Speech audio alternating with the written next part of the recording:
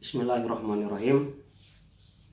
Sahabat sekalian, kewajiban ke-29 adalah antuhsinas sholata wa tuwadhiba ala adaiha fi awqatiha wa tahrisa ala jamaati wal masjidi ma amkana dzalik. Hendaklah engkau menunaikan sholat dengan baik dan senantiasa tepat waktu dalam menunaikannya. Usahakan untuk senantiasa sholat berjamaah di masjid. Samallahu sholata imanan biqaulihi wa ma kana Allahu liyudhi'a imanakum. Allah Subhanahu wa ta'ala menamai sholat dengan iman, yaitu di dalam firman-Nya wa ma kana Allahu liyudhi'a imanakum. Sekali-kali Allah tidak akan menyia-nyiakan iman kamu. Nah, yang dimaksud iman di sini adalah sholat. Jadi artinya adalah sekali-kali Allah tidak akan menyia-nyiakan pahala sholat, yaitu sholat yang dilakukan kaum muslimin sebelum perpindahan arah kiblat ke Masjidil Haram. Nah, mengapa sholat dinamai iman? Li'annaha hiyallati tujaddidul imana wa tubqihi hayyan wa li'annaha tudzakiru bi arkanil iman. Ya, karena sholatlah yang senantiasa memperbaharui iman dan menjadikannya tetap hidup, dan juga di dalam sholat diingatkan tentang rukun-rukun iman.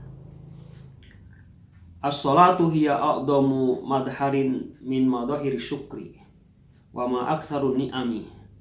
Walidzalika jaa qauluhu alaihi salatu wassalam afala akuna abdan syakura bi munasabati qiyamihi fil lail.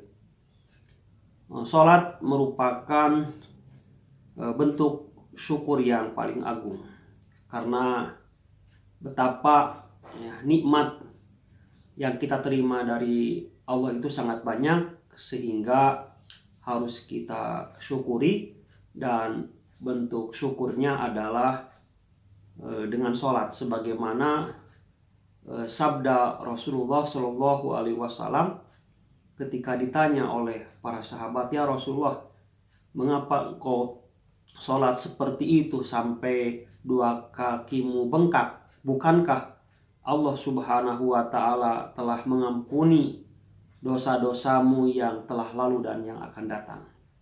Nah, maka Rasulullah Shallallahu Alaihi Wasallam menjawabnya, afala akuna abdan syakura, tidak pantaskah aku menjadi hamba yang bersyukur? Jadi ketika Rasulullah diberi nikmat berupa pengampunan dosa yang telah lalu dan yang akan datang, beliau syukur kepada Allah, dan bentuk syukurnya adalah dengan sholat, yaitu sholat malam.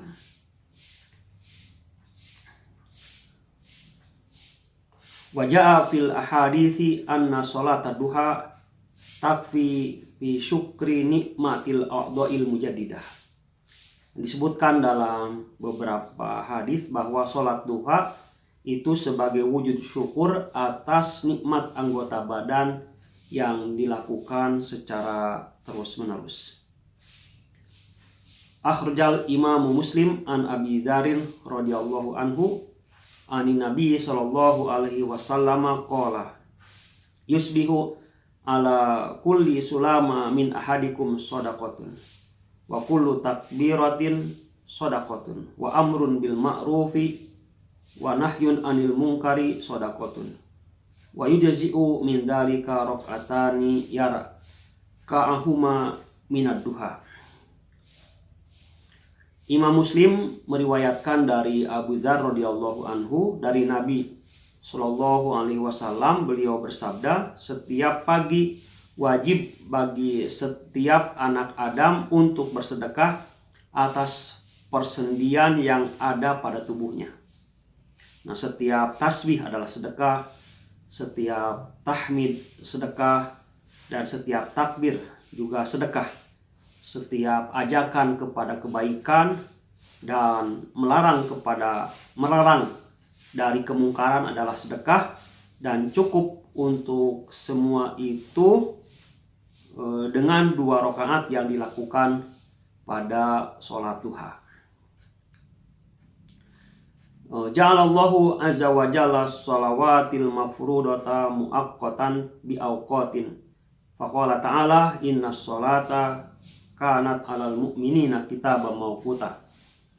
Nah, Allah menjadikan sholat-sholat fardu itu memiliki waktu-waktu yang ditetapkan, sebagaimana yang Allah firmankan, innas sholata kanat 'alal mu'minina kitaban mawquta. Sesungguhnya sholat itu adalah kewajiban yang ditentukan waktunya bagi kaum mukminin. Ay faridatun muaqqatun biwaqtin walidzalika fa inna 'alal muslim an yuhafidhu 'ala sholati fi waqtiha. Nah, yaitu bahwa sholat fardu itu adalah sholat yang ditentukan waktunya, sehingga wajib bagi seorang muslim untuk menjaga sholat itu ditunaikan pada waktunya.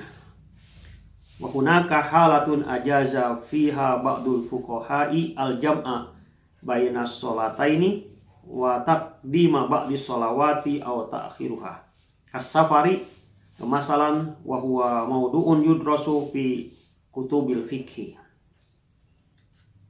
Jadi memang dalam beberapa kondisi ya, sholat itu boleh dijama antara 2 waktu sholat, yaitu dengan mendahulukan sebagian waktu sholat, asar misalkan ditarik ke duhur, yaitu jama takdim, atau diakhirkan, salah satunya duhur diakhirkan ke waktu asar. Dan sholat jama ini, baik jama takdim atau jama takhir, boleh dilakukan dalam keadaan bepergian atau kondisi-kondisi lain yang mendesak. Dan hal ini merupakan bahasan yang dibahas dalam kitab-kitab fikih. Wa madamal insanu ala ra'i imamin mustahid fi qadayal furu'il fiqhiyah fala haraja alaih. Dan selama seorang muslim itu berpegang teguh dengan salah satu pendapat imam mujtahid ya dalam masalah-masalah furu', seperti tadi dalam masalah menjama sholat atau mengqashar sholat, maka tidak menjadi masalah gitu ya. Waluzumul jumu'ati wal jama'ati wal masjidi min ahammi sya'airil Islam wa min awqadi ma yahrisu alaihil muslim. Senantiasa berusaha sholat Jumu'ah dan sholat berjamaah, dan juga sholat berjamaahnya di masjid, ini merupakan syiar Islam yang paling penting yang harus dilakukan oleh seorang muslim secara bersungguh-sungguh. Akhrajal imamu Muslim an Rasulillah sallallahu alaihi wasallam qala la yantahiyanna aqwamun an wada'ihimul jumu'ati aw la yahtimanallahu ala qulubihim thumma layakunanna minal ghafilin.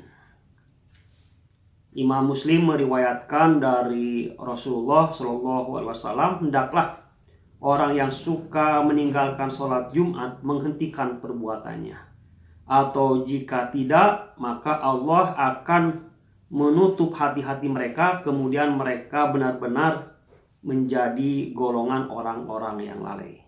Ini adalah ancaman ya kepada orang yang suka meninggalkan dan melalaikan sholat Jumat.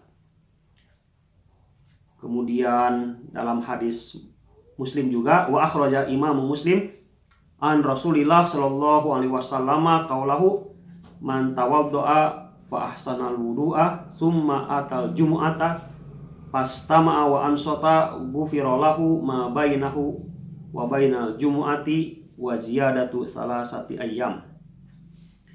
Barang siapa yang berwudu lalu membaguskan wudunya, lalu dia datang sholat Jumat, kemudian di saat khutbah dia betul-betul mendengarkan dan diam, maka dosanya antara Jumat saat ini dan Jumat sebelumnya ditambah 3 hari akan diampuni oleh Allah Subhanahu wa ta'ala.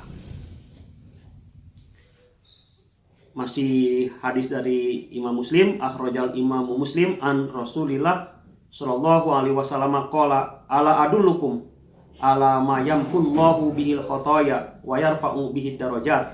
Qalu bala ya Rasulullah.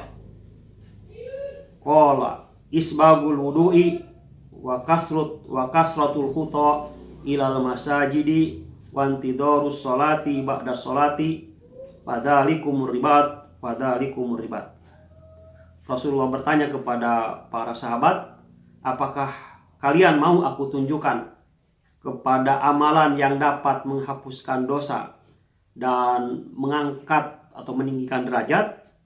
Para sahabat menjawab, tentu ya Rasulullah. Maka Rasulullah bersabda, yang bisa menghapuskan dosa dan meningkatkan derajat itu adalah menyempurnakan wudhu pada saat-saat yang tidak disukai, kemudian memperbanyak langkah ke masjid dan menunggu waktu sholat setelah sholat.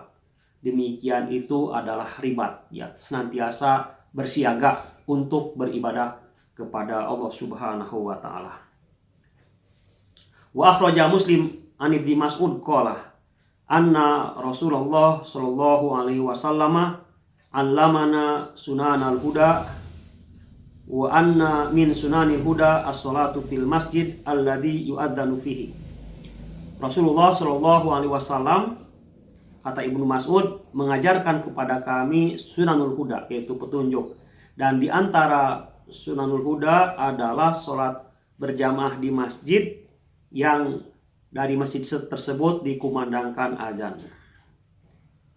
Wa fil hadisil muttafaqi alaih anna Rasulullah sallallahu alaihi wasallam qala salatul jamaati afdalu min salatil fardhi bisab'in wa isrina darajah.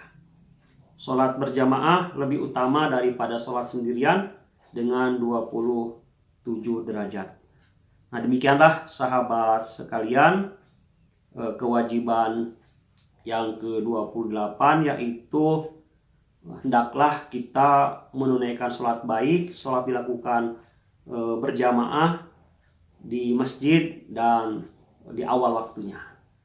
Demikian, wallahu a'lam bishawab. Wassalamualaikum warahmatullahi wabarakatuh.